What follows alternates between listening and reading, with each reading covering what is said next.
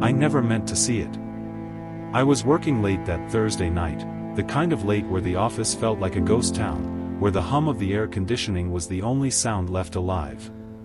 I was supposed to leave a quarterly report on Ms. Alara Voss's desk. My CEO. The woman who made senior managers nervous just by walking into a room. I knocked. No answer. I pushed the door open slowly. And that's when I saw her.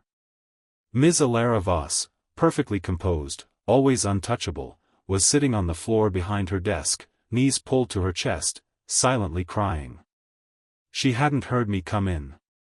And in that single, frozen moment, my entire understanding of this woman changed forever. I should have backed out quietly. I should have placed the report on the nearest surface, slipped out the door, and pretended I had seen absolutely nothing. That would have been the smart thing to do. The safe thing. But my foot caught the edge of the door as I stepped back, and it made a sound, just a small, dull knock against the frame, but in that silent office, it might as well have been a thunderclap. Her head snapped up. For one terrible second, we just stared at each other. I watched something move across her face, shock first, then a flash of raw vulnerability, and then, like a curtain being drawn shut with practiced speed, nothing. Her expression became smooth, unreadable, and entirely controlled.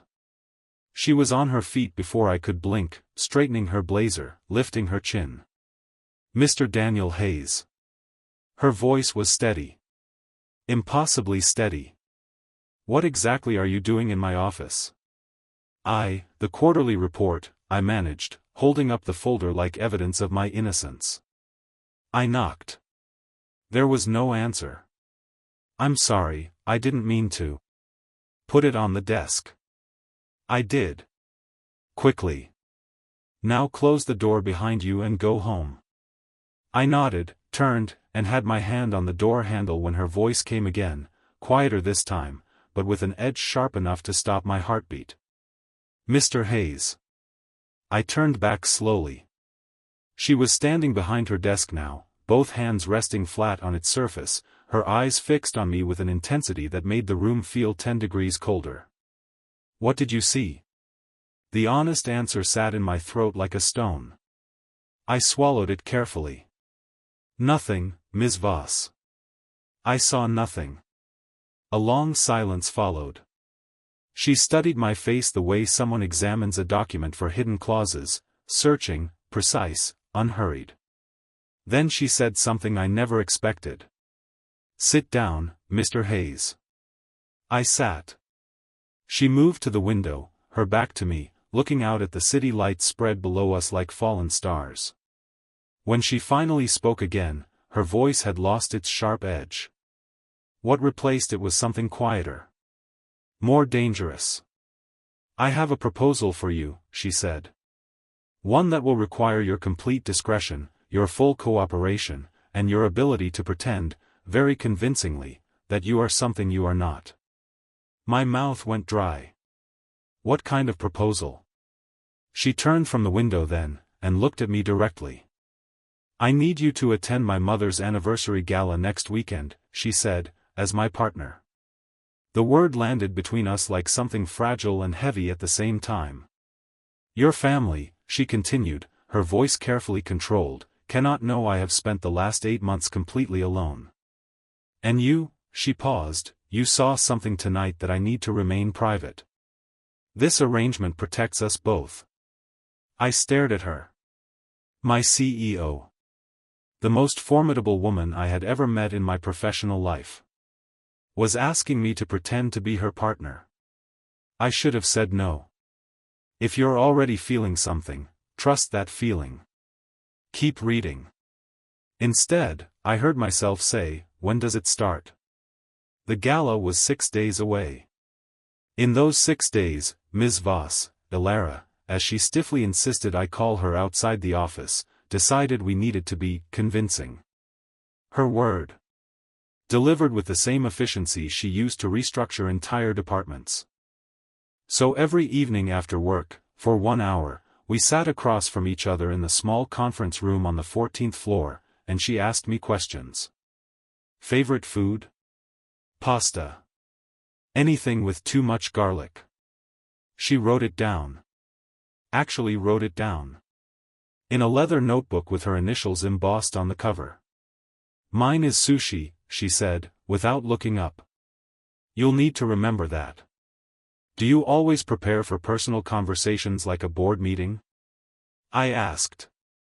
She looked up then.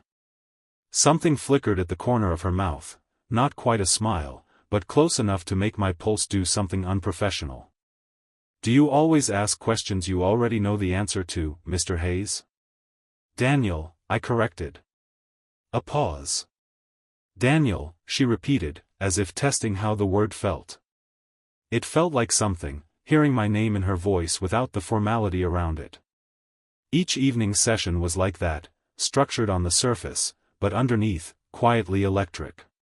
She would ask a practical question, I would answer and throw one back, and slowly, without either of us planning it, the question stopped being about the gala. On the third evening, she asked me why I stayed late most nights. Because the work is interesting, I said.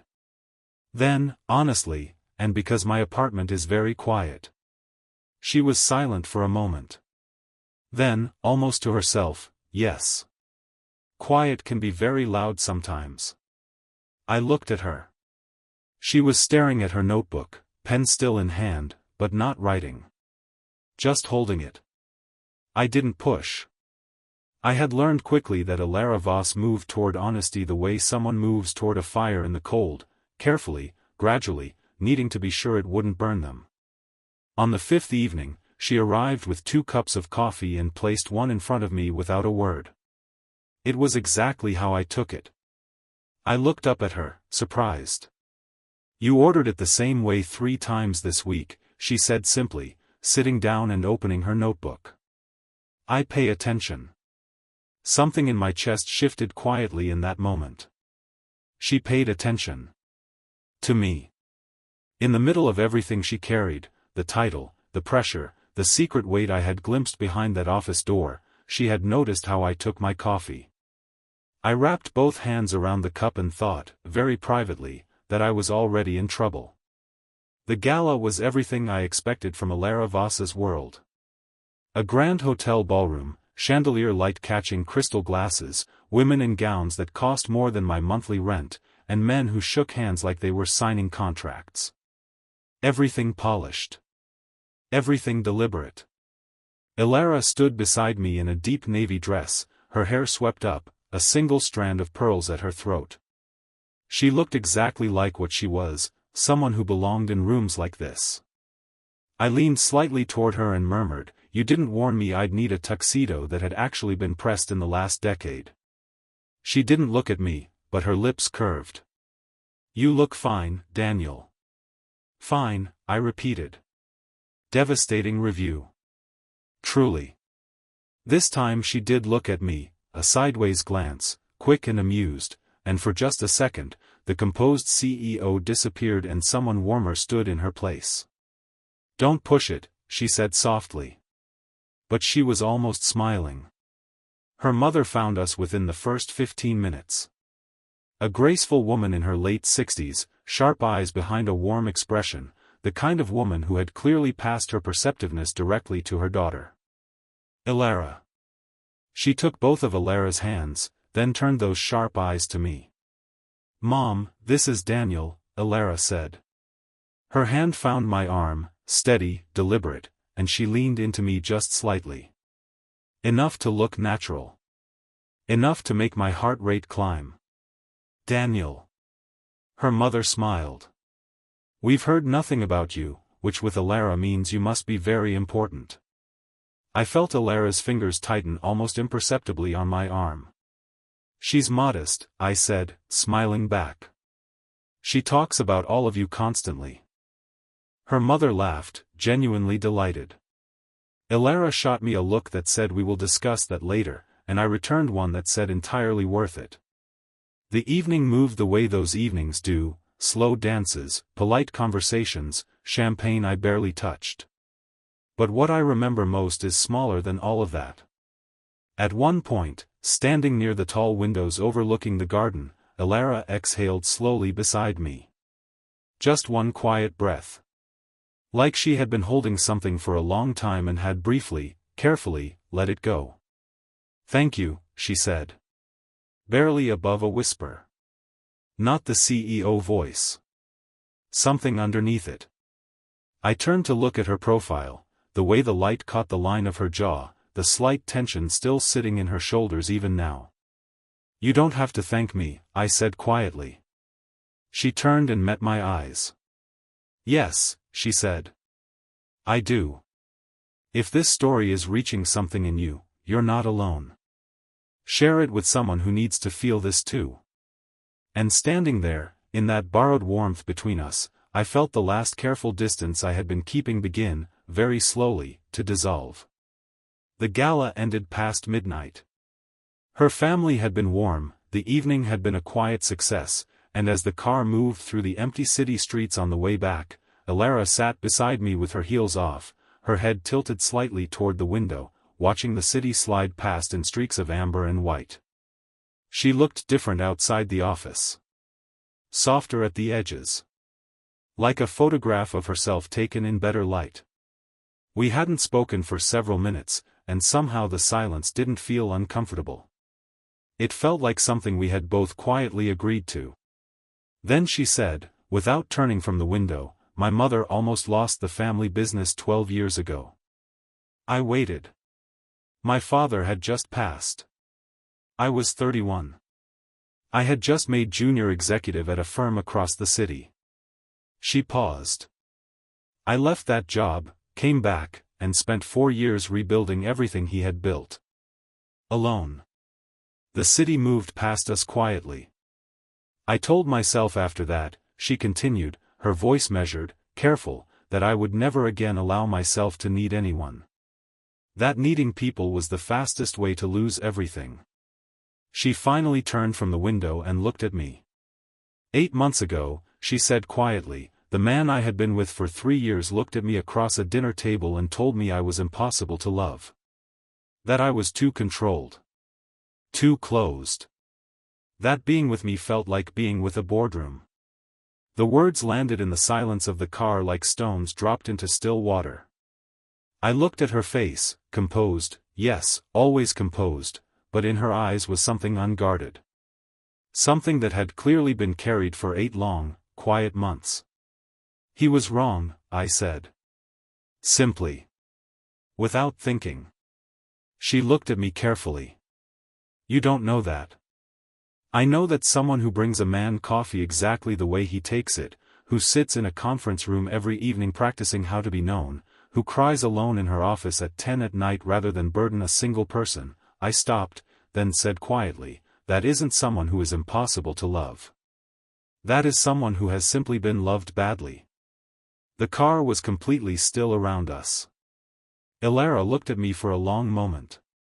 Something in her expression moved, shifted, like the first light change before sunrise. Not quite dawn yet. But close. Then she looked away, back toward the window. But I saw it. Her hand, resting on the seat between us, had stopped being still. Her fingers moved, just slightly, until the edge of her hand was barely touching mine. Neither of us acknowledged it. Neither of us moved away. If someone has ever made you feel seen in a quiet moment like this, you know exactly what he's feeling right now. Comment below. And somewhere in the space between that gentle, unspoken touch and the city lights blurring past us, something changed between us that neither one of us would ever be able to undo. Monday arrived the way difficult things always do, quietly, without warning, and too soon. I walked into the office expecting things to be different. Not dramatically. Just subtly, privately different, the way things are between two people who have shared something real. Instead, Ms. Voss, and she was Ms. Voss again, completely, from the moment I stepped through the glass doors, walked past me in the corridor without a word. Head straight. Eyes forward. The navy dress and the quiet car and the fingers barely touching mine might as well have belonged to a different lifetime. I told myself she needed time. That the walls didn't come down all at once. I gave her space. A day. Then two. On the third day, I received an email. Formal, precise, 3 sentences long. It informed me that my role on the Meridian project had been reassigned, and that I would be reporting to a different floor effective immediately. I read it twice. Then I understood. She was pulling me away. Quietly, professionally, without a single conversation, the way someone removes something from their life that has gotten too close. It stung in a place I hadn't expected. I might have accepted it. I was genuinely trying to. But then came Thursday. I was collecting my files from the 14th floor when I overheard 2 senior managers talking in the corridor outside the boardroom. They didn't see me. Their voices carried easily through the half-open door. "Voss is under serious pressure from the board," one of them said. "Meridian isn't performing. They're questioning her judgment across the board." "I heard they brought someone in," the other replied. "External consultant. Reviewing her decisions for the last 2 quarters." A pause. Then, lower, "There's talk of a vote. Replacing her." I stood completely still in that corridor. The quarterly report. The restructuring decisions she had made alone. For years rebuilding her family's company, and now this, her position, her life's work, everything she had sacrificed to build, quietly being dismantled in boardrooms she wasn't even invited into. And she was facing it the only way she knew how. Alone. I thought about the office floor. The pulled knees. The silent tears. The 8 months she had carried a broken relationship without telling a soul. The way she had looked at me in that car like she was standing at the edge of something terrifying and beautiful at the same time. And then had walked back inside her walls before the sun came up. My chest tightened with something that had moved well past professional concern. I picked up my files. And instead of walking to the elevator, I turned and walked directly toward her office. This is the moment everything either breaks or becomes something real. Don't look away now, stay with this story. Because some people are worth walking toward, even when they are doing everything in their power to make you walk away. Her door was closed. I knocked anyway. "Come in." She was at her desk, reading through documents, glasses on. I had never seen her wear glasses in the office before. They made her look different. Quieter. More herself, somehow, than any version of her I had seen before. She looked up, and something moved across her face when she saw it was me. Quickly controlled. But I saw it. "Daniel." A pause. "You're supposed to be on the 9th floor." "I know," I said. I closed the door behind me and didn't move from it. I heard about the board. About the vote. The stillness that followed was absolute. She removed her glasses slowly. "Set them down. That is not your concern." "You're right," I said. "But you are." She looked at me then, really looked, and for once, she didn't reach for the curtain. Didn't pull the composure back into place. She simply sat there, in the quiet of her office, and let me see her. "I don't know how to do this, Daniel," she said finally. Her voice was low. Honest in a way that clearly cost her something. "I don't know how to let someone stand next to me without waiting for them to leave." I walked across the office and sat down across from her. The same chair I had sat in the night everything began. "Then don't figure it out all at once," I said quietly. "Just don't move me to the 9th floor." Something broke open in her expression, soft, sudden, like light through a closing door held open at the last moment. She laughed. Barely. Just a breath of it. But it was real. "You are incredibly unprofessional," she said. "You hired me," I reminded her. She looked at me for a long, still moment. Then she reached across the desk, slowly, deliberately, and placed her hand over mine. "Stay," she said. Simply. Just that one word. And in that single word was everything she had never known how to say. Every guarded evening. Every careful silence. Every finger barely touching in the back of a quiet car. I turned my hand over beneath hers and held it. "I'm not going anywhere," I told her. Outside her office windows, the city carried on, indifferent, bright, endlessly moving. But in that room, in that stillness, something that had been broken in both of us began, very gently, to heal. If this story moved you, share it with someone who needs to believe that the right person stays. Like, comment, and subscribe. There are more stories like this one waiting for you. Some secrets, when finally seen by the right eyes, don't destroy us. They set us free.